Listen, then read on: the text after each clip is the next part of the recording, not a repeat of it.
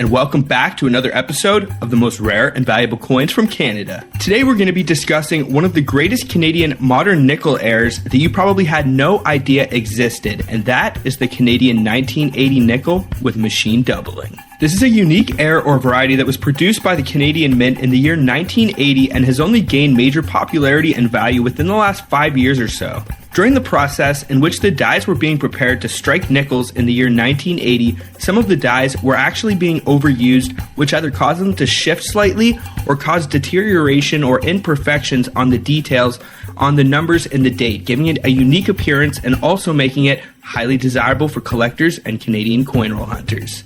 In this video, we will explore the historical context surrounding the production of these rare 5-cent coins and delve into why they hold such importance in Canadian numismatic history. Additionally, we will discuss the distinguishing features, their significance among collectors, and also the potential value if you were ever to find a legitimate example. Before I do get into this, I would really appreciate if you guys would smash that thumbs up, subscribe if you're new, and also ring that bell notification. My channel is growing really fast, and I would like to thank all of you guys for the support. But if you guys want to help my channel grow and improve the quality of my content, the best way that you can do that is by smashing that thumbs up and checking out my new videos as they are being released. Also, make sure to stay to the end of the video if you would like to find out how much you could get for one of these coins if you did ever find one of them. And then without further ado, what do you say we get right into it and discuss the Canadian 1980 double date nickel? Let's get it, guys.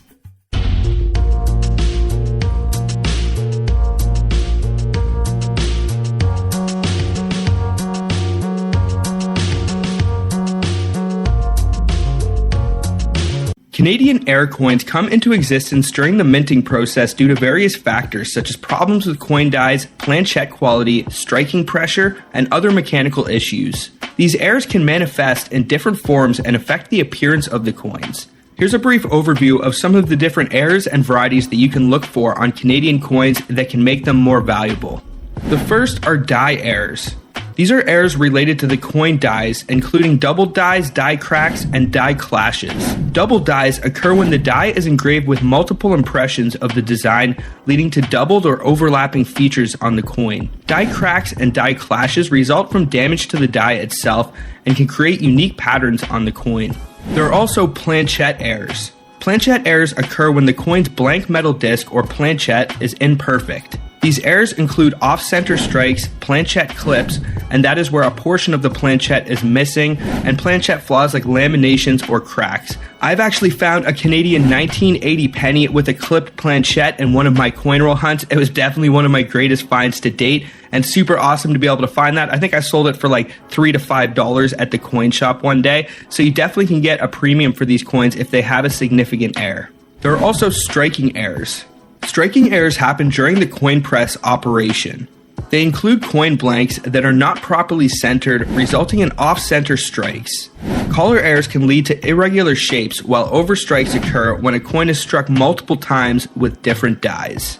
And then there are mechanical heirs. This happens with mechanical issues in the coin press, and it can lead to heirs like machine doubling, where the design is flattened or appears doubled due to the die moving during the strike, and that is actually what happened on the coin that we are discussing today, the 1980 double date nickel. Now, how do these heir attributions affect the value and rarity of these coins? Well, first, for double dies. These are among the most sought after heirs, especially if they exhibit strong doubling and are well preserved. They can command significant premiums from collectors. A great example of a double die would be the 1955 Lincoln penny with a double dyed obverse. The date is double struck on that coin, and it is very significant. There are also die cracks and clashes. While not as valuable as double dies, coins with distinctive die cracks or clashes can still be desirable to collectors, particularly if the heir is prominent and it is featured on an older piece. Planchette heirs. Off-center strikes and major planchette heirs can increase a coin's value, but it often depends on the specific heir's visibility and the impact on the design and features of the coin. Striking heirs.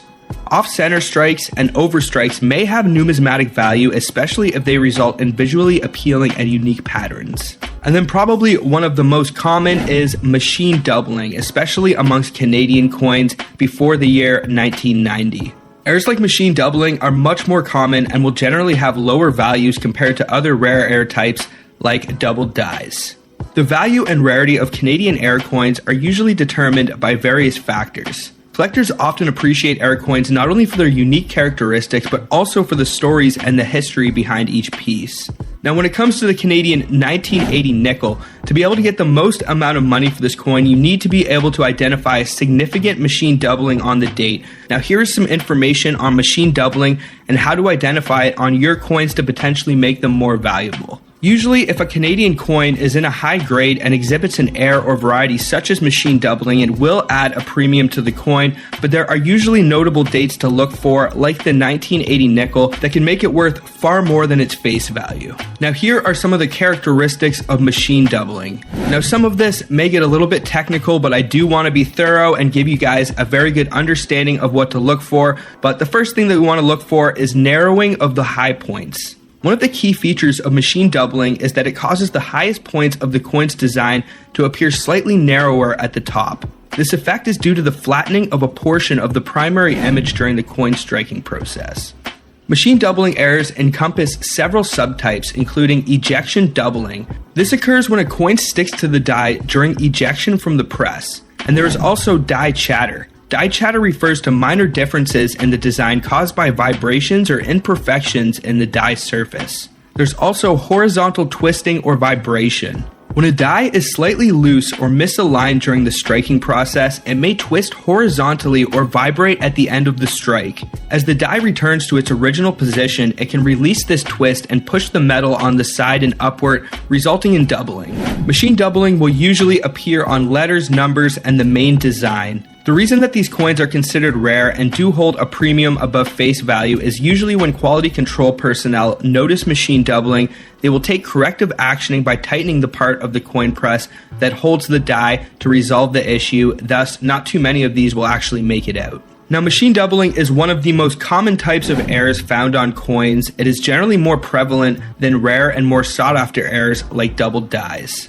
Machine doubling is a frequently encountered error on Canadian coins resulting from issues during the coin striking process. And while machine doubling is generally less rare and sought after by collectors compared to more distinctive errors, understanding these nuances will help collectors and yourself accurately identify and assess these coins and their values. Now, what do you say we get into the coin that you guys are all here to find out about, and that is the 1980 nickel with machine doubling on the date, and it can also happen on the lettering for Canada right above the date. So if you can identify the machine doubling, it will almost look like the date is 3D. That is the best way that I can put it to an amateur if you are looking to try to identify this. The specifications for the 1980 Canadian nickel, it is composed of 100% nickel alloy. It has a weight of 4.54 grams, a diameter of 21.2 millimeters, and a thickness of 1.75 millimeters. The coin was designed and engraved by Arnold Mockin and Walter Ott for the obverse, and G.E. Kruger Gray and Thomas Shingles for the reverse. The edge of the coin is smooth, it is magnetic, and it has a die axis and metal alignment, as is the standard for most Canadian coins. Now, in terms of value, getting accurate price estimates for the 1980 coin, if it does have doubling on the date, can be pretty tricky. Coins in Canada does actually list this error on their website, but they don't list a lot of values for it, honestly. The values start to kick in at the MS60 mark, and they top out at the MS63. So Coins in Canada appraises this piece around $13.90 for an MS60, around $20 for an MS62, and all the way up to $30 for an MS63. But if you compare that to the 1980 without machine doubling, it is significantly more valuable. For example, the 1980 without machine doubling is only worth around $1 for an MS63. So if it does have the double date, it is worth around 30 times more. So if you do extrapolate that upwards, I estimate that you could easily get anywhere from $200 to $1,000 for one of these pieces if it's scored between an MS65 and MS67. Unfortunately, PCGS does not attribute this error or variety yet, but they may eventually one day because it has become quite notable over the last few years. If you were to find someone that's really into error coins, you might have no problem getting a couple $100s for this piece, so it is definitely a good one to have on your radar. You should definitely throw your 1980 nickels to the side and check them with a microscope or zoom in real close on that date with your phone, and if you can identify that machine doubling, you may have a valuable coin.